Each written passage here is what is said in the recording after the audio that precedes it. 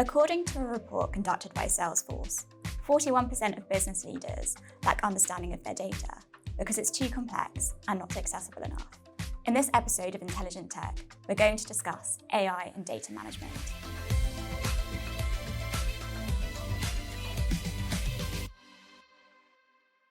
Today we're joined by Gaurav from Mammoth Analytics. Gaurav, thank you so much for joining us today. Do you want to start by telling us a bit about yourself and Mammoth Analytics? Sure. Thank you for having me, Isabel and Tom. So, Mammoth. At Mammoth, our goal is to accelerate the pathway to insights, and we think of insights, or we think of data as a journey, and at the very end of that journey, you have insights, and there's a lot that goes on to get to that. And we at Mammoth provide a platform that just covers all the different components, from data retrieval to storage to discovery to data cleansing and standardization to analysis and then insights. So we have a platform that covers all those components. And secondly, our empathy lies with the non-technical user, someone who really understands the data.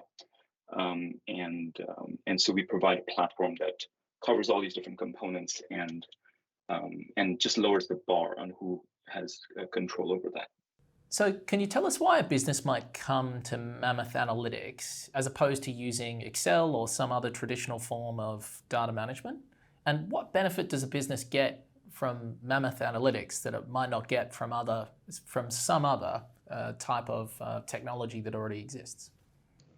Yes, great question, Tom. Excel is amazing. It's great. Everyone uses it. We use it internally, and it's great for data that's relatively static and small.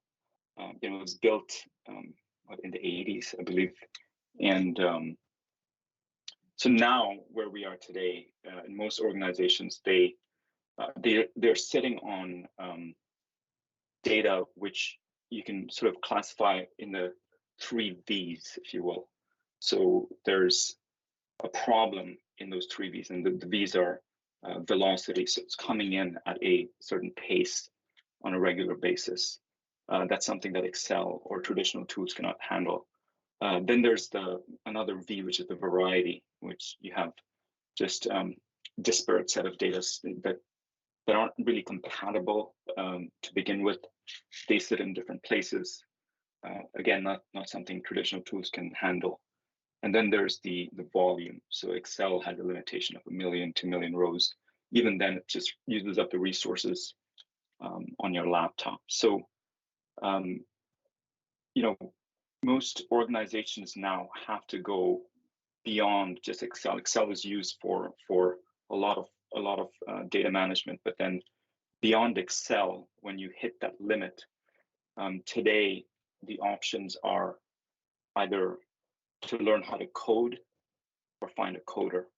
And those, basically, the technical bar is pretty high. So what we do is provide this third option where we lower this barrier to entry and provide a platform that makes data just more accessible when you hit these limitations.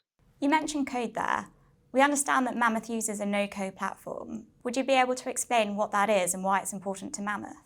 Yeah, I mean, it's important beyond Mammoth. I think the problem, just going back to why I founded the company, we had some major clients at the firm I used to work in, and they were looking for some answers on their data. And so at my firm, we had a lot of smart people who were business analysts or strategy folks or finance folks or marketing people. And they knew what questions they wanted to ask.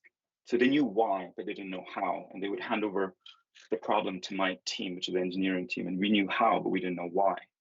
And what was interesting was I felt like I had a lot of power with code. But then it was fairly easy for me, but I wasn't able to easily translate that power to the business user. So the premise of Mammoth, or the reason for the existence of Mammoth, is to is to provide that ease of use and the same level of power and access that I had as a coder. And to ask a business user to become a coder is just it's something that's not really possible. I mean, people have tried it, but it's not something that's sustainable. So recently I heard that businesses should perhaps be looking at their data more intelligently than collecting more and more data. Do you agree with that? And are there perhaps examples as to how Mammoth Analytics helps businesses look at data more intelligently? Yeah, I think, just backing up a little bit, Tom, the way we can describe the world of analytics is we can kind of bucket them into three groups. So there's descriptive analytics, which is tell me what happened last week. Then there's predictive analytics, which is tell me what's going to happen. And then there's prescriptive analytics, which is tell me what I should do. So, the word intelligence on data, it's you can kind of use it in a lot of different ways, but it's really hard to say where are we going or tell me what to do when you cannot look at last week's data. So I think just the basics of intelligence should be just at least solve your descriptive world first.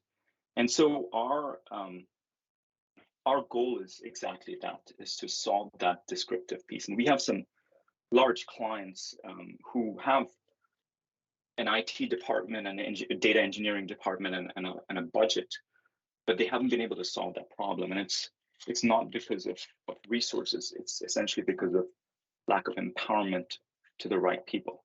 And so, our mission is to address that problem.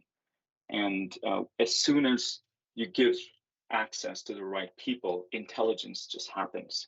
And that can come in various ways. And sort of the world of AI and ML and, this new world that we're living in, it comes as a layer on top of this descriptive world. So how does Mammoth use AI? And how do you anticipate Mammoth using AI in the future? Yeah, the way we look at AI is it's not the end, but it's just a means to the end. And and there's where AI plays a role is just shortening the cycle to getting to that end. Part of the challenge in this hype about AI, especially in the world of analytics, is we don't want a black box solution, and that's essentially what a lot of what AI does today. It'll give you an output, but then you want to be able to look at how that was derived. And in this traditional sort of machine learning world or LLM world, it's really hard to sort of look under the hood. And we want to get the business users to be able to look under the hood. So what we do is, just to give you an example, we have a large an enterprise client who they were processing their sales data across different countries, and the way one item is spelled in one country is different from the other, and that's times 100, and it's a billion rows of data that comes in different shapes and forms. Ultimately, HQ wants it all standardized, and that process used to take 4 weeks. With our platform, and this is without the AI bit, just providing a standard, a consolidated sort of a platform that covers all the different components, also giving access to the right people, we reduce those 4 weeks to 4 hours. Now, with AI, what will happen is it'll be reduced to minutes. And when you reduce things to minutes, then it changes the game. And already we're changing the game quite a bit from reducing it from 4 weeks to 4 hours. It just helps with the decision making. So the 4 minutes is another exponential leap. Oh, it's really interesting. And I feel like we've got a much better understanding of Mammoth Analytics now. So just switching gears a little bit, I'm really interested to know how you got into this space. I understand that you have lived in the US, the UK, and Portugal. What got you started, and how have you come along on this journey? Yeah, it's been a really interesting journey, Tom. So I started my career was I started as a developer in a large ad agency, and we had some big clients. And this is in San Francisco, so I spent quite a bit of time there. And this is going back to the same problem that I was trying to solve, or that I experienced, which was I found it very easy um, to handle data because of my coding skills. But the people who really needed to be able to handle it didn't have those skills, and it was this high bar. So I quit with this idea of wanting to just create a platform that essentially removes IT out of the equation. And as a first-time founder, it was hard. It was a struggle. I mean, by default, if you start for the first time, there's a level of incompetency. With my roots from India, and because of the cost factor, I started sort of a remote office there. But then what happened was San Francisco and India, they don't really have any common working hours. And so I tried a couple of times and failed all those times. And then it just so happened I moved to London to kind of try the different markets in one city. And there are very few cities in the world that gives you that option. London is one of them. And it just so happened that there were common working hours between India and the UK. And it was also more affordable to have a team in London, with just and plus access to Europe. And so in London, we, just threw darts in various places in different industries, and we were trying to see what sticks. And we got into a partnership with Nielsen. Nielsen is a data provider. Essentially, Nielsen provides data, and Mammoth provides the tools, so it was a good combination. They introduced us to Starbucks and Bacardi and a bunch of other large retailers. So since then, we've been moving forward, and just going on to this efficiency about the time zone. Whenever there's a time zone difference, there's always inherent inefficiency. So the question was, can we have another location that is not as expensive? And Portugal is in the same time zone as the UK, so that was the next move there. So it sounds like it's that original idea that you're now pursuing with Mammoth Analytics. And it focuses in on this concept that the decision makers in businesses don't have the coding skills required, and so they need a no-code solution. So am I right in understanding that Mammoth Analytics will empower those people to interpret and understand data in a way in which they wouldn't be able to, in large part because they don't have the coding skills required? That's about right. There's a statistic which is basically holds true pretty much in every organization, that most of the time is spent in data preparation. There's very little time on insights. So it's like 80 to 90% of the time is spent in just standardizing data. And so there's this world concept of garbage in, garbage out, and that holds true. It's pointless if the origins of your data are messy. So to get to the clean, standardized form of your data, it's an unglamorous, manual, and opaque process in most, an error-prone process in most organizations. What we do is make we solve that problem of that 80% of the time. We reduce it down to 5% or less, and not only that, because we empower the decision makers with the right tools, there's this concept of iterating through, sort of this compounding effect. You ask questions, get answers. Ask immediate questions again, get better answers, and then it has this loop. It was interesting. One of my friends worked at a publicly listed biotech firm, and she's a geneticist, and she needed to see some charts, and for her to see a chart in Tableau, which is a a dashboarding software, she would have to request someone who knows Tableau, and it would be a 1 or 2 day turnaround to get that. With our software, it's instantaneous. So that changes when you have an instantaneous response to something, it changes how you're able to work.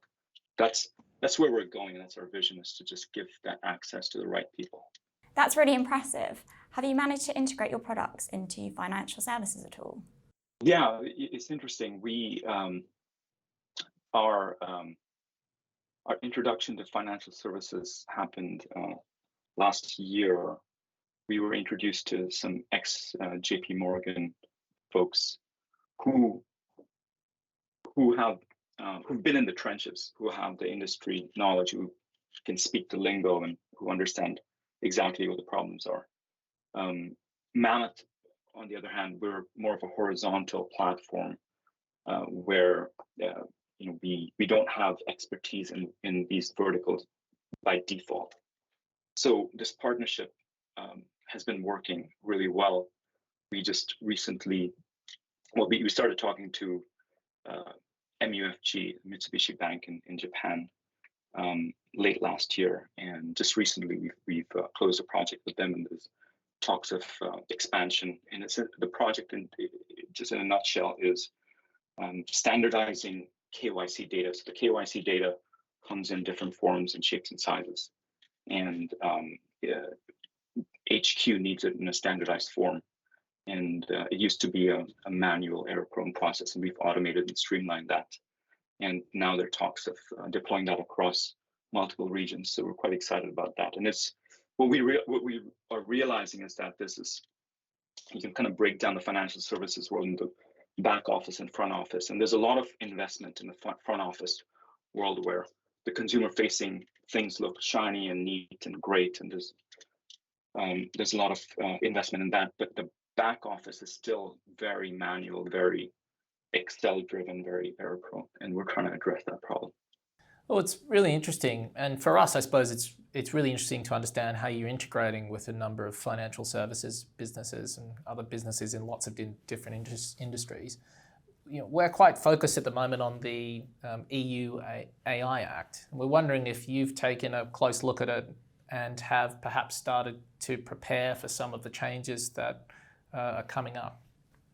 I do think that if you don't have the pulse of what's going on, if you're not in the arena, then there's a possibility of just missing out.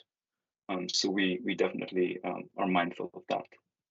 It's been great talking to you. It's been a really useful discussion.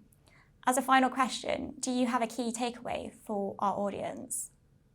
Yes, for sure. Just going back to the hype cycle, I would say, stay away from the hype, and as a startup founder, I think there's sort of a common thread across all startups. You kind of have to go through this grueling journey, and if you are trying to come up with a startup just with this AI premise, just for the hype of it, I would be cautious about that. I think ultimately what you want to do is solve pressing problems that ideally you have some experience with. And what AI does is it provides a pathway to accelerate that, not necessarily solve it completely. So with that said, I think there's a lot of power to it, but it's not the end all. I think that's probably the key point. Fantastic. It's been great having you with us, Gaurav. Thanks so much for joining us on Intelligent Tech. Do tune in next time.